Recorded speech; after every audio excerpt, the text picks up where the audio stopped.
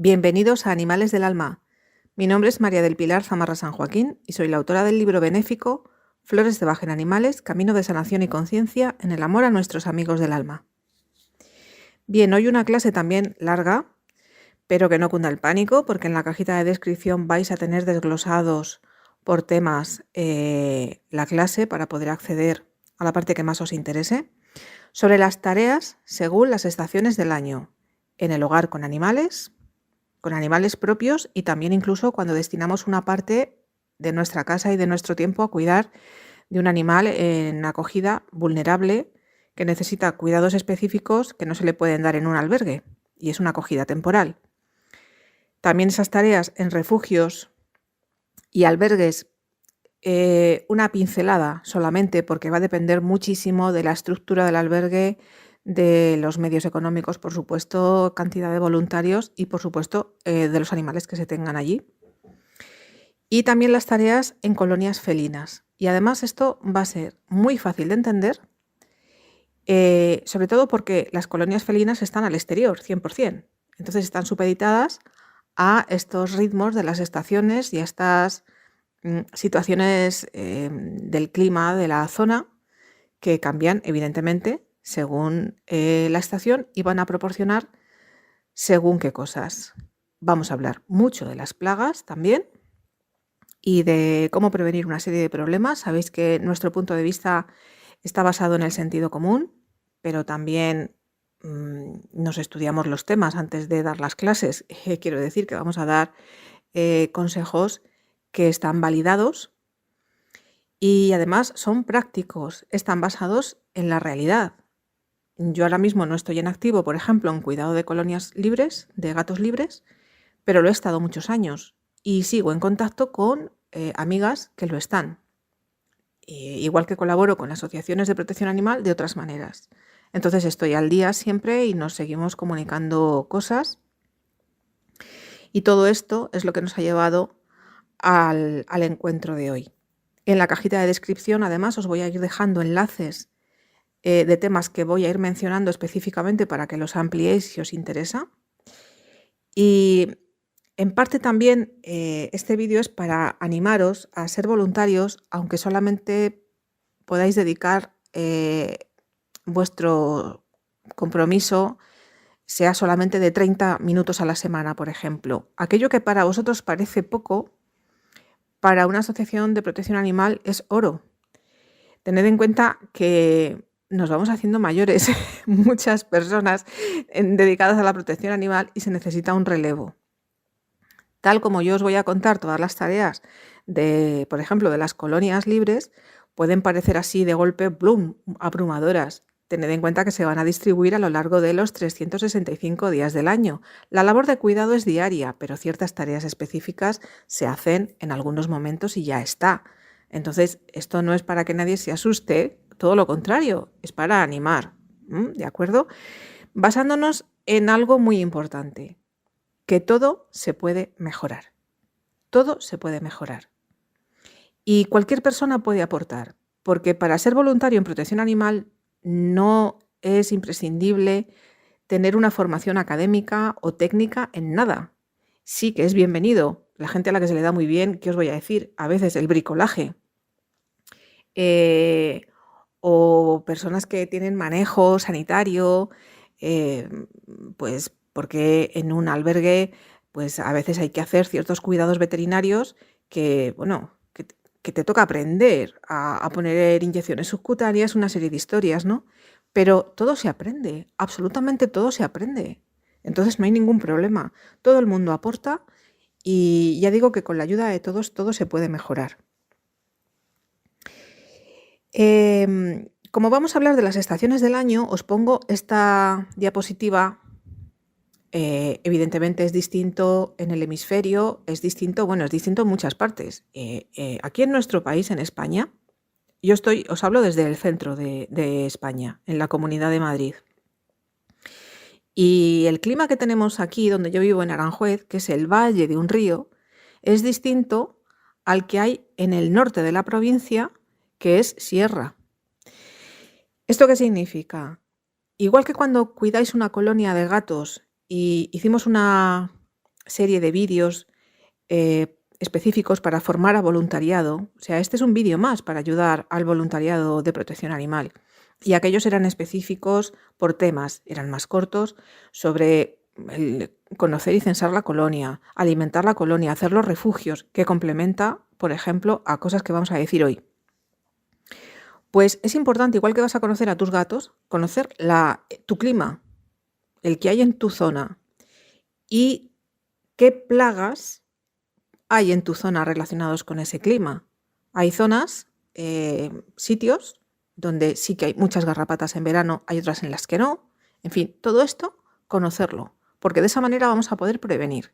Y prevenir problemas es, vamos, lo mejor que nos puede pasar cuando tenemos tanta tarea por delante. Dicho esto, empezamos ya con los gatos de colonias libres. Bien, de acuerdo, los ayuntamientos son, según las leyes de protección animal ahora mismo, de bienestar animal en España, los ayuntamientos son los responsables, pero al final lo único que están haciendo, que ya es algo, y ahora os diré por qué, reconocer la existencia de las colonias, de los voluntarios, acreditarlos, facilitar el método CER, captura, esterilización y retorno. Al final, el pienso, es decir, la comida la vas a poner tú, etcétera, etcétera. Pero digo que ya es algo porque yo he vivido la época en la que todo esto no existía y se perseguía a los voluntarios para multarnos por alimentar a los gatos libres. Entonces, las cosas están en no muchos años cambiando y mejorando a un ritmo bastante importante. Cuando se establece una colonia en una zona, son los gatos los que mandan. Ellos tienen ahí su territorio y tú empiezas ahí a alimentarlos para conocerlos, para capturarlos. Pero llega un momento en el que hay que poner refugios. Los comederos se van poniendo también de manera que no se estropee la comida, en fin. Abajo también os dejamos el enlace de una clase reciente sobre manualidades para animales en protectoras.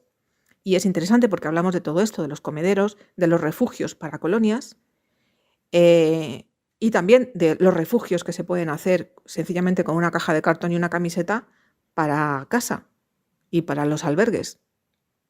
Porque los refugios se van a necesitar en colonias para protegerles de las inclemencias meteorológicas, pero en casa para protegerles del estrés.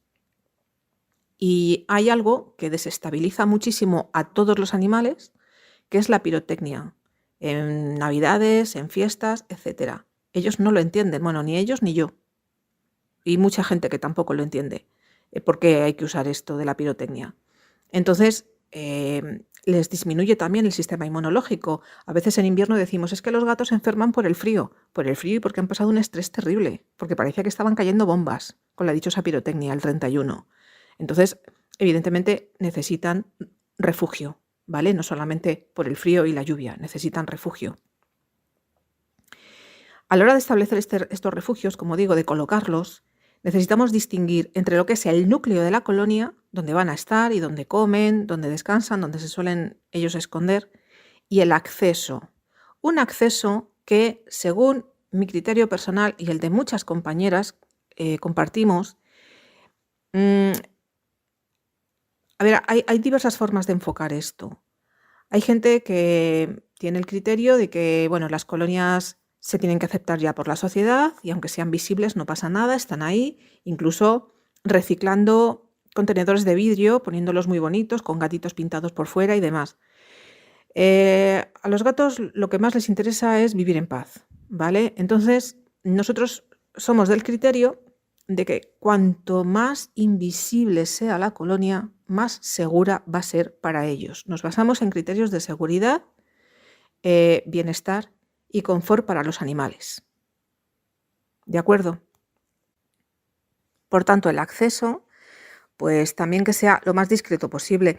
En ocasiones habrá que poner un cartel para que la gente entienda, sí, que ahí hay una colonia felina, que no se debe de molestar a los gatos, ni nada, ni alimentarles por su cuenta, que para eso hay personas ya acreditadas y formadas para proporcionarles la alimentación, que si quieren colaborar con la protectora pueden ir y donar ellos pienso, por ejemplo, y también que queda sancionado el hecho de realizar actos vandálicos en la colonia, etcétera, etcétera, etcétera. Esa información, pues sí, es necesaria. Pero cuando hablamos de acceso me refiero sobre todo a que hay colonias que están en terrenos un tanto inhóspitos, a veces al margen de, o sea, hacia las afueras de las ciudades o en sitios así, que son un poco más complejos y donde en determinadas épocas del año pues crece muchísimo las plantas silvestres, las gramíneas y demás, que tienden a estar muy verdes en primavera, pero a finales de primavera y principio de verano se secan. Y eso, además de ser un riesgo de incendios, pues eso dificulta el acceso a la colonia y propicia que haya muchos más parásitos externos. Tanto es así que hay voluntarios que acaban con picotazos de garrapatas en los tobillos, o sea que no estamos hablando de ninguna tontería. Y toca ponerse a desbrozar. ¿Cómo? Pues si los ayuntamientos pasan, que muchas veces ocurre, juntando amigos y un grupo de voluntarios y en un fin de semana con las herramientas de jardín que cada uno tiene en casa o que puedas alquilar, porque aquí el presupuesto, sobre todo en colonias, es cero, lo hemos hablado muchas veces, y a ponerte a hacer un camino para mejorar el acceso y prevenir problemas, sobre todo que haya tantas plagas en la zona. Bien, vamos a colocar los refugios. Pues empezamos por el otoño. Empezamos por el otoño, ¿por qué? Porque es la época más propicia para la preparación. Por lógica, si te pones a preparar refugios para una o varias colonias, para muchos individuos, en pleno invierno te pilla el toro. O sea, es que estas labores se empiezan a preparar ya a finales de verano, a recopilar cajas, bueno, lo que explicamos en ese vídeo sobre las manualidades. Una vez que ya tienes preparados los refugios, tened en cuenta que es importante siempre ponerlos un poco elevados del suelo. De esa manera se crea también una cámara de aire y en caso de lluvia pues se permite que el agua pase de largo por ahí sin entrar en lo que es el refugio. Y a veces toca con tu coche o con una furgoneta de algún amigo y con gente que te ayude recorrer la ciudad, que a veces la gente apoyados en los contenedores deja palet que no necesita o incluso materiales de construcción que puedas encontrar, ladrillos, etcétera, o según qué piedras, para que queden de una manera estable y elevados del suelo. Colocarlo según la orografía del terreno. ¿Esto qué significa? Que pueden venir en cualquier momento lluvias torrenciales, primavera, otoño, tormentas, lo que sea. Y hay que procurar, uno empieza a ir a esa zona y te vas dando cuenta de dónde se hacen charcos y dónde no se hacen charcos. Entonces uno se hace una idea de por dónde puede haber corrientes de agua luego cuando llueve fuerte y cuando no, según cómo queda la tierra. Ser muy observadores con esto. Va a facilitar muchísimo las cosas, vais a prevenir problemas. Fijarlos también bien después poniendo piedras o algo así encima para que no se los lleve el viento, pero la mejor manera siempre va a ser utilizar pues alguna pared que haya como resguardo del viento, ¿vale? Y luego ya el camuflaje, ya para que sean lo más discretos posibles, pues sí, efectivamente después con bolsas negras de estas de basura y demás, pues se pueden ir tapando porque estamos hablando básicamente de refugios que se hacen con corcho blanco. ¿Qué se pone dentro de los refugios? Pues dentro de los refugios, cuando están en exterior, lo mejor, lo más recomendado, y esto ya lo sabéis si me estáis escuchando y sois voluntarios desde hace tiempo, paja, como en las granjas, exactamente lo mismo, porque es lo más cálido y lo más higiénico. Y evitamos también que se acumulen ahí hongos, etc.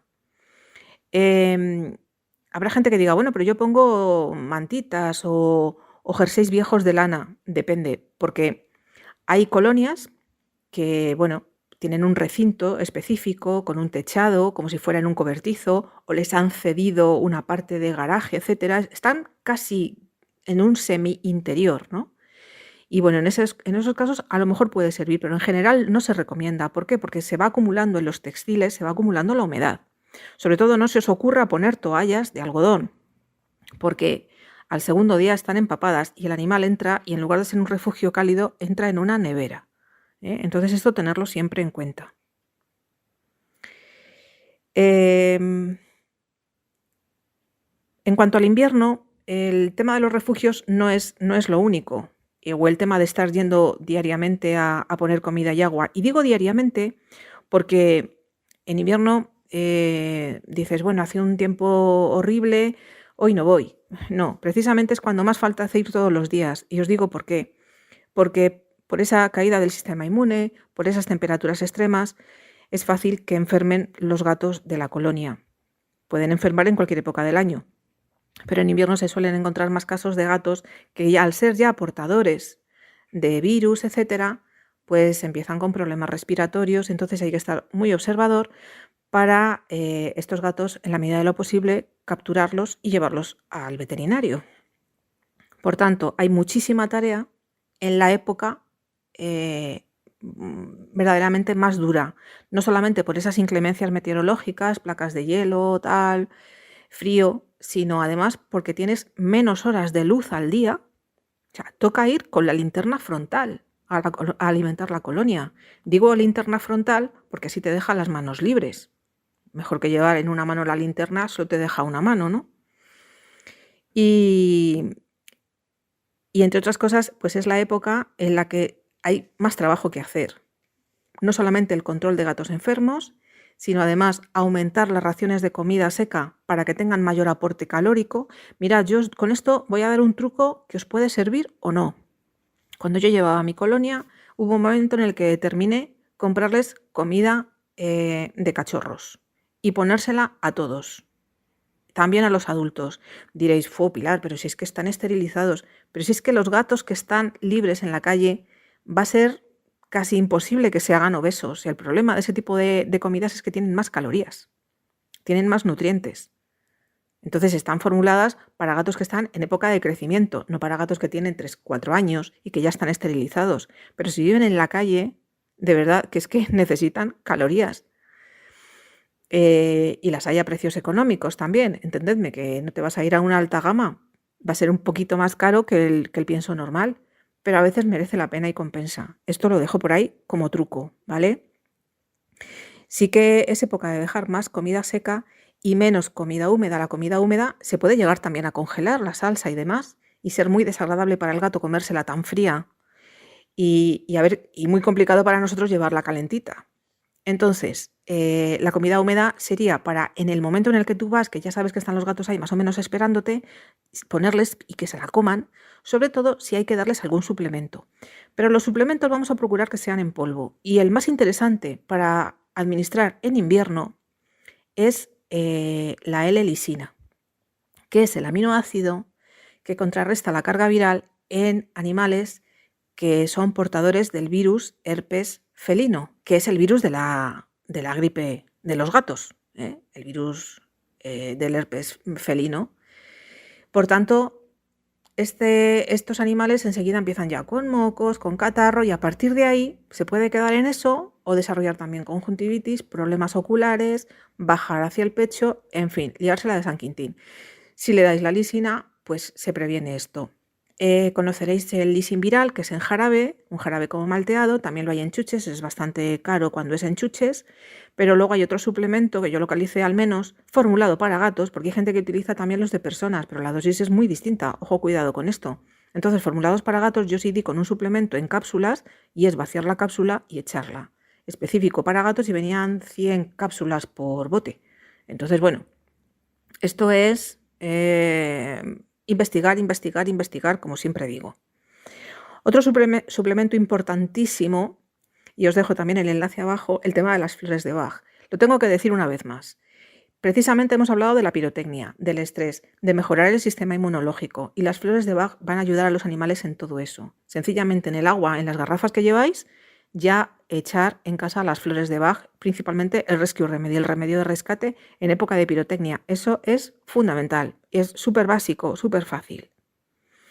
¿Qué pasa con el agua cuando se congela? Pues prevenir en la medida de lo posible que se congele, poniéndolo efectivamente con un pequeño techado encima, pero además que los cacharros no sean de porcelana, de barro, que se pueden saltar con el frío y entonces ahí se derrama, se pierde el agua.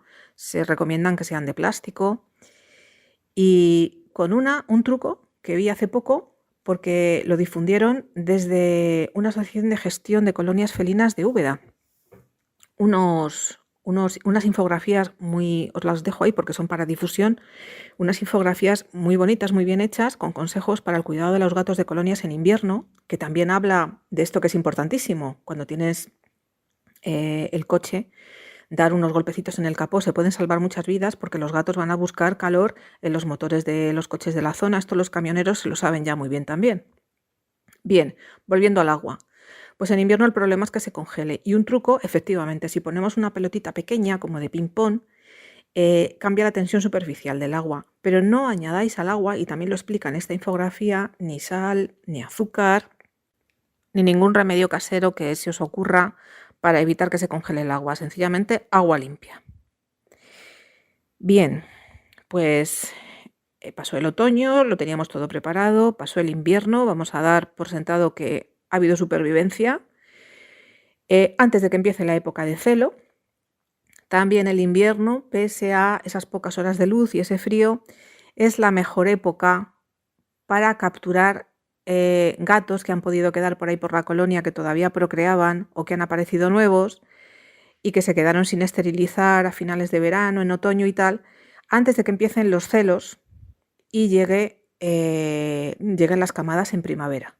Entonces, además de todas estas dificultades, búscatelas para poner la jaula trampa y capturar y seguir con el método CER. O sea, ese es el invierno de un voluntario de colonias libres. Control de gatos enfermos, el CER antes de los celos, poner más comida, estar más pendiente del agua y poner suplementos en la medida de lo posible. Se sobrevive a todo esto, llega la primavera y, como decía, tener lo más limpio posible esos accesos a la colonia para facilitar el control de plagas, principalmente de parásitos externos. Aunque también hay unas sustancias naturales que os voy a recomendar para facilitar el control también de parásitos externos e internos. Porque claro, el problema con estos gatos es que apenas se dejan tocar. Si es una colonia con la que, bueno, justamente con el cuidador hay algún gato que tenga más confianza, con un poco de suerte se le puede aplicar una pipeta de desparasitación de internos y externos, y de paso le alivias, ¿qué os voy a decir? Desde problemas de ácaros en los oídos hasta pulgas, etcétera, pero no siempre ocurre. Entonces, lo que se recomienda es utilizar tierra de diatomeas, y en esto mejor comprar una que sea de calidad, como las que se utilizan en ganadería de toda la vida, que las pueden ingerir con seguridad. Es decir, que se pueden echar en el pienso, las pueden comer y así les alivia la carga de parásitos. Me refiero a la carga de parásitos porque animales que viven en el exterior, de una manera natural, si están sanos, pueden convivir con cierta carga de parásitos internos, pero llega un momento en el que, o bien porque se debilita el sistema inmunológico, o porque esa cantidad de parásitos ya es excesiva, o por el tipo de parásito, que ya no estamos hablando de unas lombrices normales, sino de otros que son más agresivos, entonces el animal ahí ya empieza con problemas, anemias y demás. De manera que la tierra de diatomeas, al ingerirla en la comida, le puede ayudar, y sobre todo se espolvorea no solo en el pienso, sino alrededor. Ayuda a que no vayan las hormigas al pienso y otros insectos, ¿vale? Y también, bueno, pues las pulgas en la zona y demás. En la comida, también otro suplemento, pero todo esto, insisto, claro, lógico, lo entiendo, depende del tema económico. La levadura de cerveza en copos desamargada, que la puedes encontrar incluso aquí, por lo menos en España, no solo en herbolarios, sino también en supermercados, que por tanto es más económica normalmente. Y tiene muchas propiedades, os dejo abajo enlaces, les ayuda a nivel físico y además también para la desparasitación de pulgas, para evitar que les piquen incluso los mosquitos, aunque el tema de los mosquitos sabemos que es más problemático en los perros por este mosquito llamado flebotomos que transmite la leishmania, ¿vale? Entonces, bueno, ya para terminar este bloque de tareas estacionales con los animales de colonias, en verano seguir con el tema de la desparasitación y sobre todo que no les falte el agua. Si en invierno se aumenta la ración de comida seca, en verano se aumenta los bebederos y la cantidad de agua porque se evapora. ¿De acuerdo? Bien, pasamos ahora a los albergues y refugios. Sobre todo en el tema gatos, es habitual que las asociaciones tengan a los gatos en una casita que les ha podido ceder el ayuntamiento o en un pequeño local que ya han podido conseguir y lo acondicionan. Sea como sea, las medidas de seguridad, porque un perro también puede saltar por una ventana, pero un gato, vamos, va a intentar escapar, con lo cual la seguridad de las ventanas que también os dejo abajo, sobre todo para las casas, los hogares habituales. Todo el tema de protección de las ventanas, mosquiteras y demás, que en estos casos tienen que ser metálicas, tienen que ser fuertes y resistentes. Y luego, bueno, pues en cuanto a la estructura, por supuesto hay que acondicionarla de la manera que sea. Estamos hablando ya de núcleos zoológicos que tienen que cumplir también unas normativas. Entonces, esto no es cuestión de decir ahora cómo se tienen que hacer las cosas, pero sí recomendar que existan unos protocolos, sobre todo para la limpieza, que es una cosa, digamos, lo visible, y la desinfección de lo invisible, para prevenir sobre todo el contagio pues entre los individuos que van entrando y saliendo hasta que consiguen una adopción. Esto es así, esto es lógico. Estar muy pendiente de cada individuo para ver si da síntomas de algo. Vamos a hablar de los hongos, por ejemplo, en el hogar. Pero no es lo mismo el hongo que te encuentras en una pared que el hongo que te encuentras en la piel de un animal. Estamos hablando de hongos distintos. Y ya os digo que el de la pared puede generar problemas, que lo veremos más adelante, pero el que te encuentres en un animal, como esté en un albergue, el problema va a ser que se extiende como la pólvora, sobre todo según las condiciones del clima de esa temporada. Primavera, otoño son épocas para que circulen mucho más por el nivel de humedad, la temperatura, y también se contagian a los voluntarios, no solamente entre todos los animales, sino también a los voluntarios. Entonces, muchísimo cuidado con esto. Tiene que haber protocolos de lavado de manos, de higiene, todo esto. En el caso de los gatos, los areneros, desinfección importante. Luego el tema de los textiles, las estancias, bueno, y por supuesto comederos y bebederos. Pero eso ya, como digo, que cada uno se organice según sus medios y sus posibilidades, siempre con la idea de que todo se puede mejorar. Algunos trucos de los que vamos a hablar a continuación también se pueden aplicar, como digo, pues cuando son casitas de acogida de múltiples individuos y demás. Bien, en casa, cuando tenemos animales, sean solamente los nuestros o también acogida temporal de animales vulnerables que necesitan cuidados específicos. Cosas importantes a tener en cuenta, las he comentado en otras ocasiones algunas, pero tengo que hacer mención. En primer lugar, los materiales que nos van a ayudar a cuidar de los animales. Por una parte, la comida, por otra, medicamentos y por otra, el ajuar. Bien, vuelvo a recordar el tema de la seguridad en las ventanas y en todos los elementos. También dejo enlaces abajo de la lista de reproducción, aula sobre la limpieza y el orden en hogares con animales. Y diréis, ¿limpieza y orden en el hogar? Como esto que ponen en las redes sociales, todo tan bonito, la ordenación y tal, pero es que esto no va de fotitos. Mi criterio, como os podéis imaginar, va en relación a que un hogar limpio y ordenado favorece una energía que redunda en el bienestar y en la salud de todos sus habitantes, animales, humanos y no humanos, y plantas, que también le dedico una clase a las plantas. Entonces, a lo largo de esa lista de reproducción encontraréis pues temas de los que voy a hablar solo por encima, la colada, cuando hay una casa con animales, en fin, una serie de cosas, y con trucos y detalles a tener en cuenta, ¿vale? Yo recomiendo siempre, y en uno de los primeros vídeos que hice para esa lista de reproducción, un repaso cada 6 meses, sobre todo si tienes muchos animales en casa. Y cuando digo muchos no quiero decir un número concreto. En fin. Sobre todo si tienes varios animales en casa. Repasar el ajuar cada 6 meses, como tu armario. Nosotros en primavera y en otoño nos ponemos delante del armario para ir guardando ya las prendas de más frío que ya no necesitamos, ir sacando las prendas de verano y te pruebas la ropa, lo que te sirve, lo que no, lo que necesita un arreglo o lo que directamente tienes claro que no te vas a poner y vas a donar. Con el ajuar de los gatos pasa igual. Este rascador que necesita restauración, esta cuna que necesita aquí un cosido, o esto que no merece la pena porque no hacen ni caso a este juguete. Bueno, pues todo lo que se pueda donar siempre va a ser bien recibido, ¿eh? Tened en cuenta que se parte de presupuesto cero. Las asociaciones pueden tener donaciones, pero como digo siempre, se van en gastos veterinarios. Todo lo demás, pues se apaña uno con las donaciones, ¿vale? Entonces, bienvenida también es la donación de comida y bienvenida la donación de fármacos. No quiero decir lo que pienso esta vez, no voy a decir la palabra, pero desde el Real Decreto 666 de el uso de medicamentos para los veterinarios y demás, se ha complicado mucho la historia. Entonces, si tenemos en casa medicamentos que tenemos claro que no vamos a usar ya con nuestros animales, porque, vamos a ver, si tu animal tiene un proceso crónico y el veterinario te ha dicho, pues este medicamento a lo mejor habrá que usarlo en determinados ciclos, te han quedado 4 pastillas, bueno, las puedes aprovechar si dentro de unos meses te toca volver a dárselas. Pero en general los medicamentos que tengamos en casa de los animales no se van a usar sin un criterio veterinario. Y luego a veces ocurre que tienen una fecha de caducidad muy corta. Por tanto, no se tira nada. Se llevan a la asociación protectora. Los de la asociación ya se encargarán de consultar con el veterinario si, aunque estén a punto de caducar o lo que sea, los pueden usar o no. Pero mi recomendación es que no se tire nada. Nada.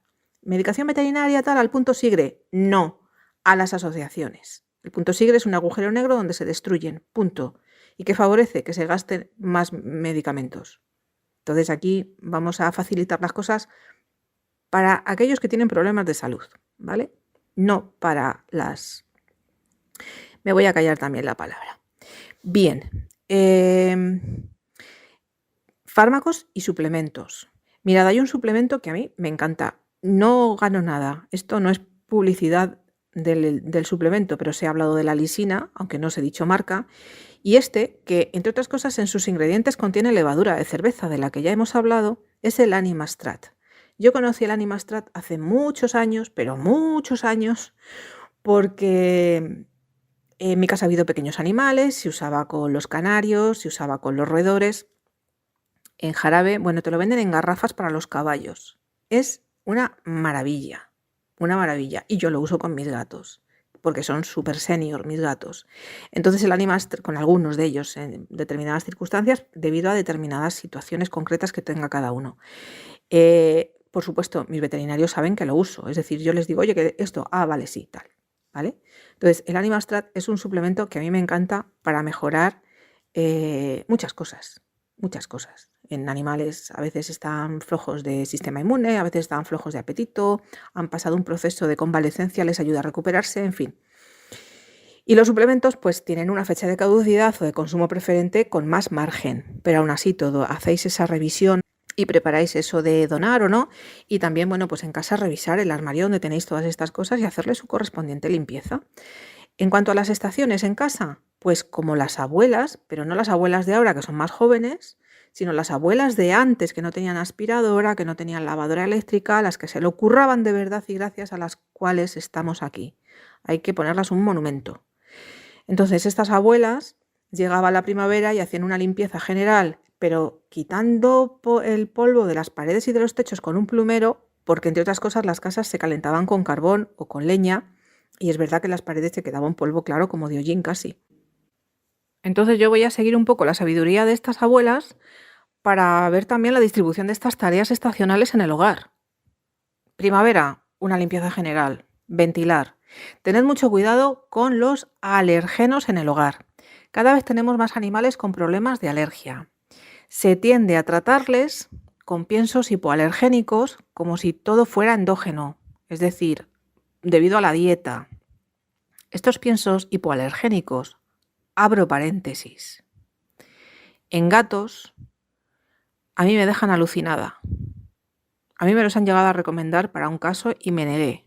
Me negué a que mi gato se coma un pienso elaborado con los cañones de plumas. O sea, no lleva proteínas del animal en cuanto a carne, los cañones de las plumas, pero los hay peores, los que están saliendo que llevan larvas de gusanos, de insectos. Eso es agenda globalista y me niego a que mi gato coma gusanos como el de Hakuna Matata, que el de Hakuna Matata es un suricate y son dibujos animados. ¿Vale? Se le hace una dieta BARF, se buscan otras opciones. Cierro paréntesis.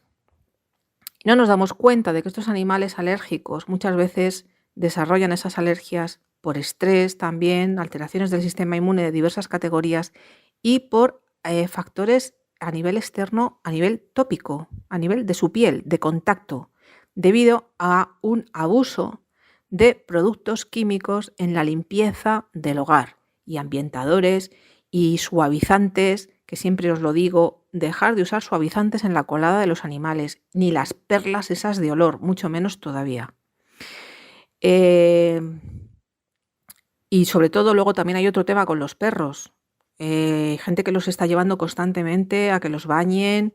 Luego las colonias para perros, que vale que las vendan, pero otra cosa es que la gente las compra y las usa. O sea, yo hay cosas que chocan frontalmente con esto que os decía al principio del sentido común. Que vale, que yo entiendo que la gente tiene que vivir y hay empresas que se dedican a comercializar estos productos y algunos champús son muy buenos, pero con un uso racional de las cosas. Igual que hay estilistas caninos, peluquerías caninas que tienen un negocio y tienen que vivir de él. Pero vamos a ver que hay animales de verdad. Lo más importante es el cepillado. Es decir, estamos en primavera. En primavera los animales mudan el pelo del invierno. Y el pelo que echan es un pelo con una capa de subpelo, que es esa capa más densa, pues la de verano es mucho más ligera, ¿vale? Entonces, el problema que tenemos, sobre todo los que tenemos gatos, que al acicalarse ingieren, también os dejo abajo enlace, el tema de las bolas de pelo, que pueden ser pues tremendamente conflictivas y hacer problemas a nivel digestivo. Y la manera de prevenir esto es cepillar, cepillar y cepillar. Cepillar diariamente a nuestros animales en época de muda, sean perros, sean gatos. Que es un animal senior, que tiene dolores articulares, que se queja, que le duele, que pues con cepillos de silicona, que los hay. De esto también os he comentado en un vídeo en el que hablaba de la adaptación del hogar a animales en situaciones especiales, entre ellas los cachorros, y los cachorros se les cepilla para acostumbrarles, y los senior, ¿vale? Yo utilizo cepillo de silicona y claro, es que les chifla. O sea, es que se ponen, en cuanto cojo el cepillo y empiezo a cepillar a uno, los demás, aunque estén en otras zonas de la casa, se deben de transmitir el mensaje telepáticamente y aparecen todos para que los cepille. O sea, ¿por qué? Porque es un momento de masaje, de ronroneo, de bienestar para ellos y para mí.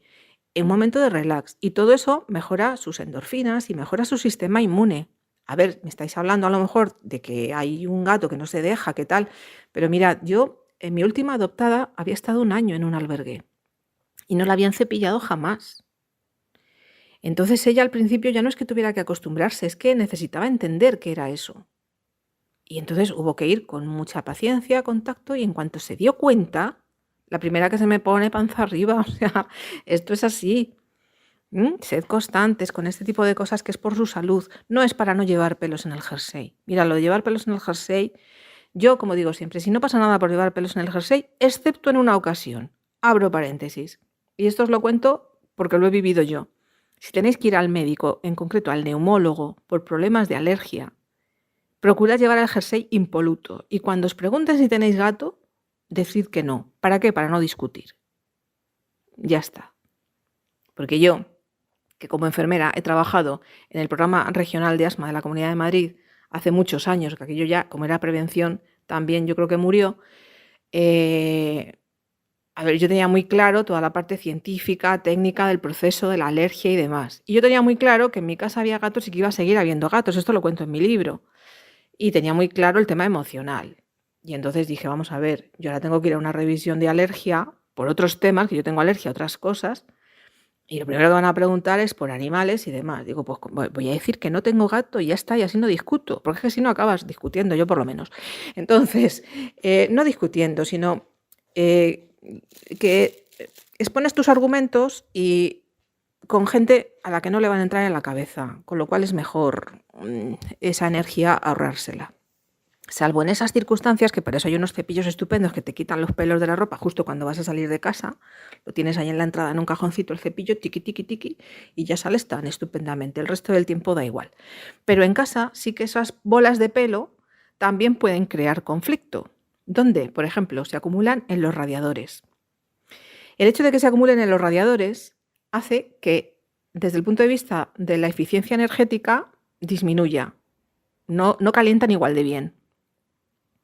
Pero no solo eso, sino que se acumulan ácaros que son alergenos, ¿vale? Entonces, os explicaba también en otro de esos vídeos del hogar cómo preparando la temporada de invierno, en el otoño también, pues igual que nuestras abuelas tenían preparadas las estufas y todo bien ya limpias, si tenía que ir el desollinador, pues no iba en pleno mes de enero a desollinar de la chimenea, iba cuando la chimenea estaba apagada, pues eso, justo antes de poner la calefacción en marcha, dedicarle tiempo a los filtros de la bomba de calor, a los radiadores para que queden limpitos, que hoy día tenemos aspiradoras, no como nuestras abuelas, y es todo mucho más fácil.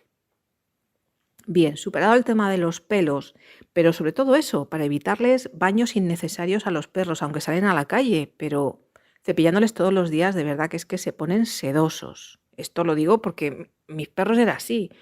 Cuando yo tenía perros no había peluquerías. Los bañábamos en casa en verano.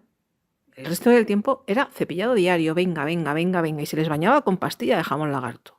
Hay que respetar la microbiota y la capa grasa natural del pelo de la dermis de los animales. De lo contrario, les creamos las dermatitis, aunque luego vengan a recomendarnos piensos hipoalergénicos que todo lo que llevan es bazofia. ¿De acuerdo? Bueno, creo que ya puedo cerrar todos los paréntesis que he abierto y continuar. En cuanto a estas limpiezas generales en el hogar, muy atentos a la cocina, muy atentos al cuarto de baño. Para esto que os voy a decir, los hongos, que es otro alergeno en el hogar. Hongos distintos a los de la piel, no estamos hablando de tiña, estamos hablando de moho negro, ¿vale? Hay diversos tipos de hongos que pueden aparecer en la piel de un animal, todos no son tiña, pero también hay diversos tipos de hongos que pueden aparecer en casa, en las paredes, en las juntas de los azulejos del baño, etc. A veces en el cajetín de la lavadora, me contaba una vez una amiga, es que en el cajetín de la lavadora, digo, claro, porque además es el del suavizante, que es grasa y que cuesta más limpiar. Deja de usar suavizante, límpialo con vinagre blanco, déjalo actuar y vas a ver que te queda como una patena. Entonces, hay diversos tipos, por ejemplo, el moho que sale en un limón, pues es distinto al moho este del que os estoy hablando, que es el moho negro. El moho negro a veces necesita para su erradicación la intervención de una empresa especializada.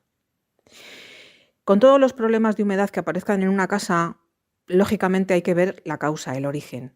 Si es una filtración, un problema estructural de la vivienda, a veces son muy complicados porque es mucho dinero solucionarlo, pero además también es complicado localizar el origen. Hay veces que no se da con el origen y se llega a la conclusión de que puede ser por condensación o cosas así que te cuentan que te lo tienes que creer. En ese caso, la única solución que te queda es limpiarlo lo mejor posible. Existen pinturas, una vez que lo has limpiado del todo y con la casa bien ventilada, existen pinturas también anti-moho y demás, y luego los deshumidificadores. Vamos por partes. Para la limpieza, si es una época en la que puedes permitirte ventilar bien, la lejía quita el moho, mata las esporas muy bien, porque claro, con calor se matan, pero a 121 grados no vas a incendiar la casa.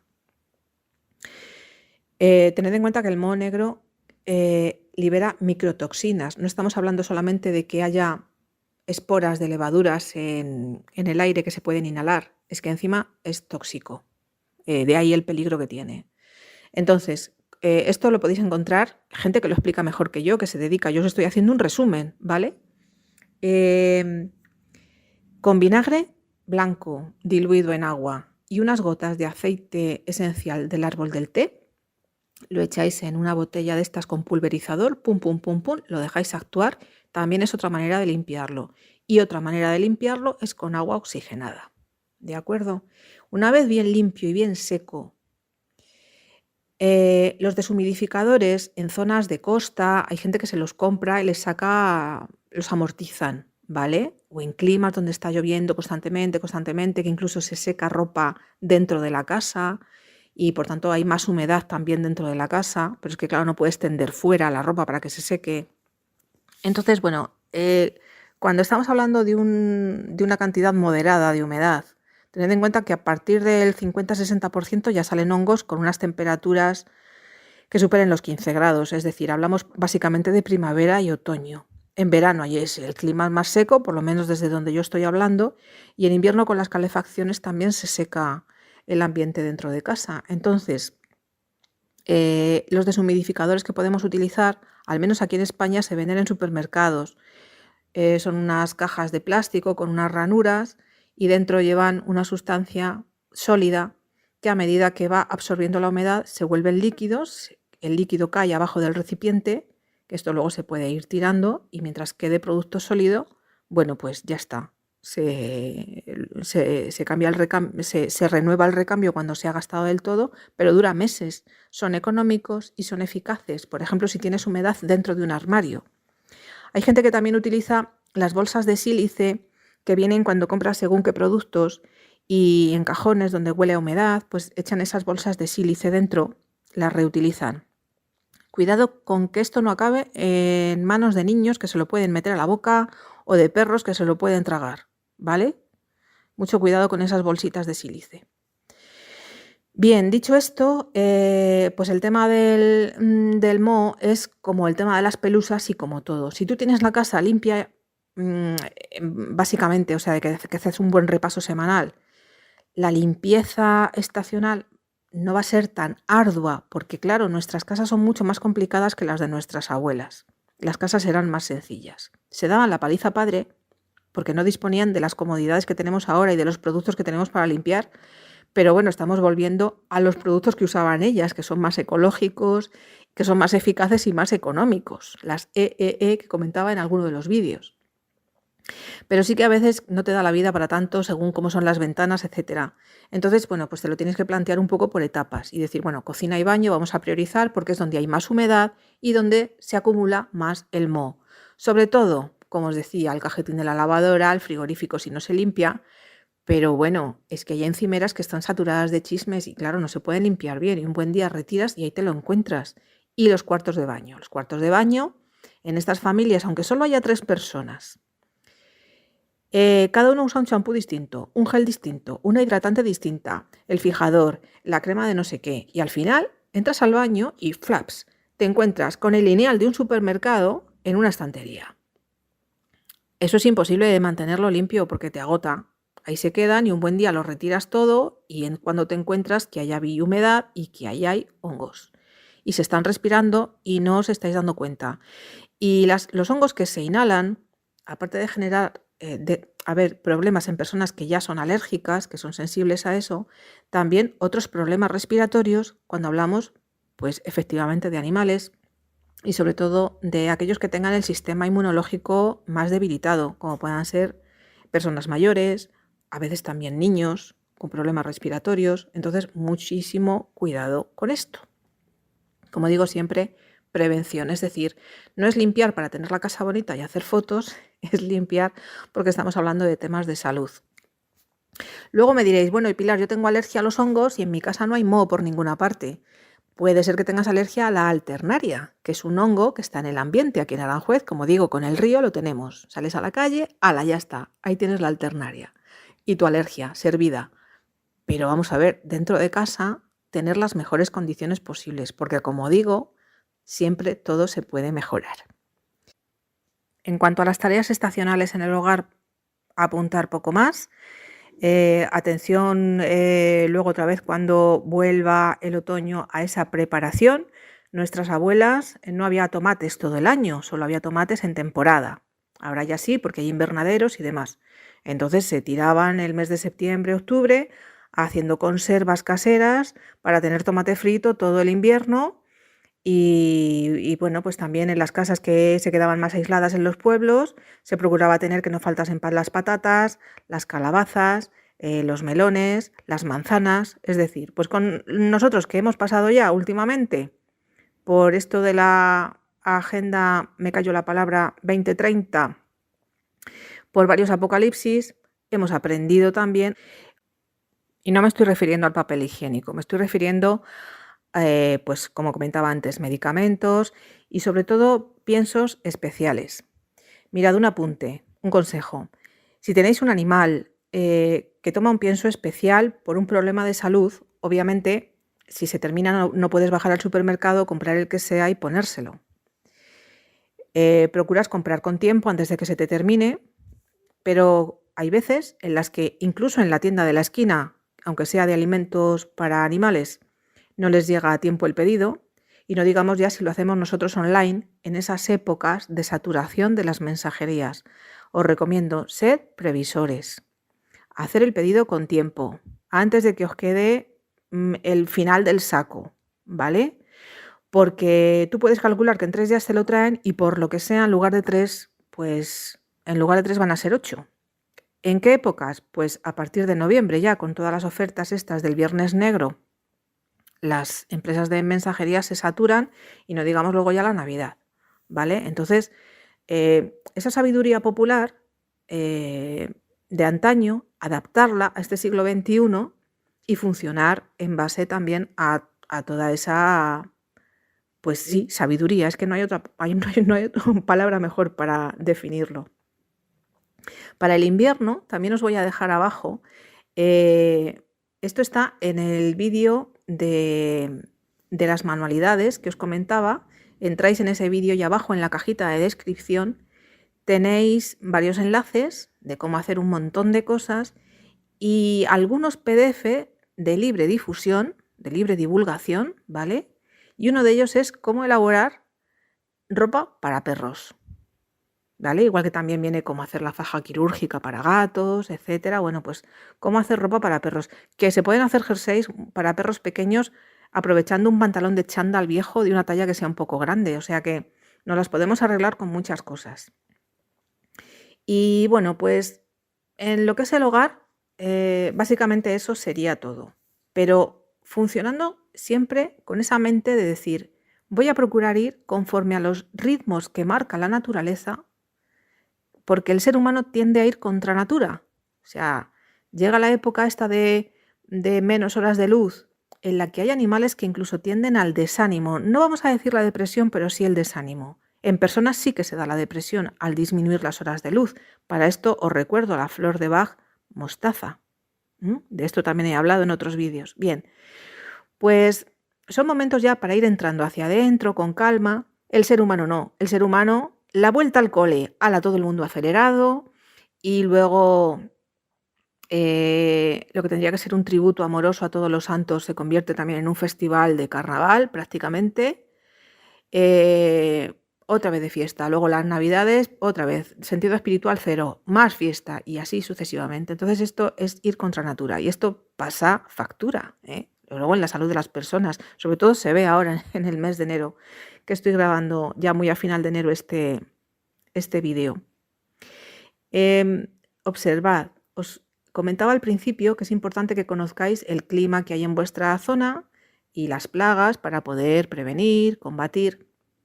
Pues si observamos a las plantas, que si los animales son maestros, lo de los hermanos vegetales es tremendo, son maestros, pero nivel pro, de verdad os lo digo.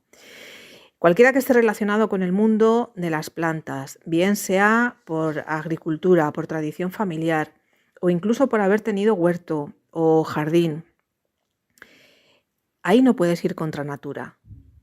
O sea, las plantas van a responder conforme a las estaciones, incluso las plantas de interior, y van a hacer su parada vegetativa en invierno con el frío, también otra en agosto, aquí por lo menos por el tema del calor excesivo, pero la poda se hace en esa parada vegetativa invernal y no en otro momento porque se convierte sino en una tala. Bueno, a veces hay pequeñas podas que se pueden hacer después de la floración según de qué arbusto estemos hablando, ¿no? Pero en general hay una época para todo. Y esto el jardinero, el agricultor lo sabe. Y son cosas que no se pueden transgredir. O sea, no tiene ningún sentido que tú te pongas a sembrar algo fuera de su época, porque no te va a salir. Es mejor tener paciencia, esperarte y ya en unos meses, cuando sea su temporada adecuada, hacerlo. Hay épocas para las podas, para los trasplantes, para el control de las plagas, por supuesto, también para prevenirlas y para tratarlas. Y esto no depende solamente de las estaciones, de lo que es el ritmo solar. Agricultura biodinámica, también los astros, también las lunas. Es una sabiduría inmensa para sembrar y cosechar en el momento adecuado, para en esa preparación en el otoño amantillar, echar mantillo para proteger la tierra que las raíces de alguna manera estén más abrigadas, permitir que las hojas que caen del árbol queden ahí como una alfombra natural, produciendo probióticos naturales, en fin, y no ir con el soplador enseguida para quitarlo, en fin, no ir contra natura. La lección y el broche con el que quiero terminar esta clase de hoy, que ha sido tremendamente intensa, espero que aprovechéis estas reflexiones para trasladar en lo posible lo que os pueda servir a vuestra vida cotidiana y facilitarla, la vuestra y la de vuestra familia, animal y humana, siempre pro natura, no contra natura. ¿De acuerdo? Muchas gracias.